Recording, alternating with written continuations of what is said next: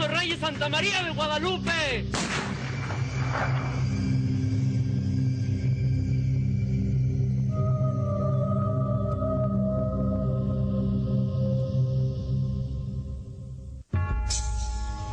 México es un país profundamente católico. Su identidad como nación se forjó con la aparición de la Virgen de Guadalupe. Sin embargo, en la primera mitad del siglo XX, el pueblo católico mexicano tuvo que superar una increíble prueba. Luego de terminado el periodo de convulsión, conocido como Revolución Mexicana, la tranquilidad estaba lejos de reinar.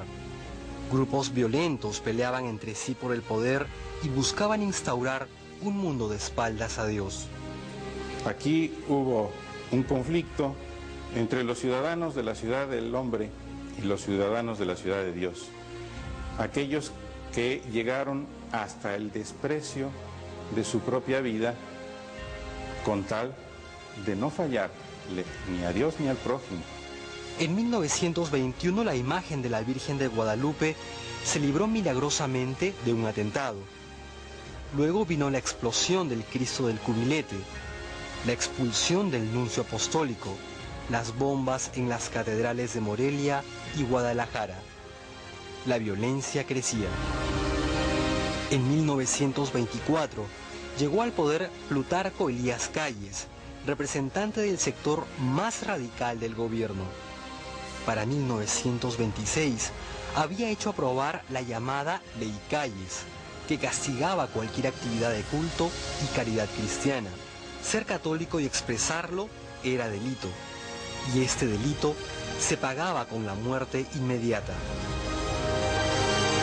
La ley que quería imponer a rajatabla el gobierno de Calles y que había de alguna manera minimizado el gobierno de Carranza o el gobierno de Obregón, la ley era absolutamente insostenible para los católicos mexicanos.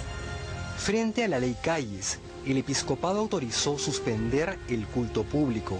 Los sacerdotes que podían permanecerían clandestinamente con su grey. Casi todos los obispos fueron expulsados violentamente del país. Algunos otros obispos estaban en Roma, se fueron a Roma y pues prácticamente durante 3 años la Iglesia de México vivió en una época de catacumba, ¿no? Fue verdaderamente una iglesia de catacumbas.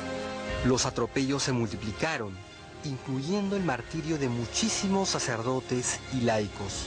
El pueblo, indignado, reaccionó.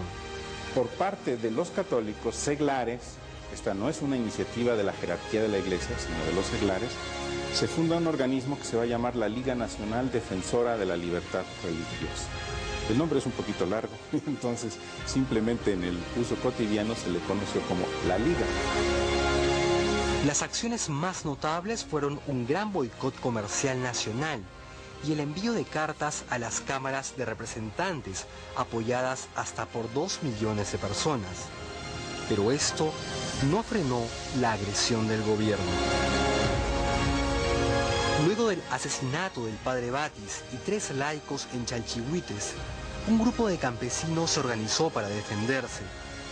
En la medida en que aumentaron las agresiones del gobierno, se fueron armando más grupos de defensa, conocidos por el Estado como cristeros. Siendo ellos católicos, y de pronto en Michoacán, en Jalisco, aquí mismo en Querétaro, en Guanajuato, se empieza a organizar una resistencia civil. Primero, pues para proteger a los ministros de culto y al culto católico. Y después, pues para repeler los ataques y para repeler también el hostigamiento por parte de las tropas federales. En 1929 los cristeros no podían ser vencidos y el gobierno estaba muy débil. El gobierno entonces desistió de la violencia explícita contra la iglesia y estos grupos dejaron las armas. La persecución a la iglesia había comenzado antes y continuaría después. Pero entre 1926 y 1929 se dio el pico máximo de violencia.